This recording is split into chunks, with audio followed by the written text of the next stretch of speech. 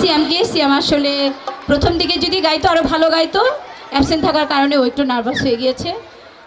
সমস্যা নাই সিয়াম, এর পরের বার তুমি আরও ভালো করে আসবে আমাদের মাঝে। হ্যালো,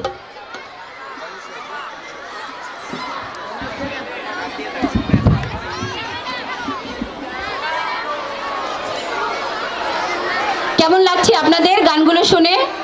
আসলে আমাদের এই ছোট ছোট শিক্ষার্থীদের আসলে প্রাতিষ্ঠানিক কোনো শিক্ষা নেই।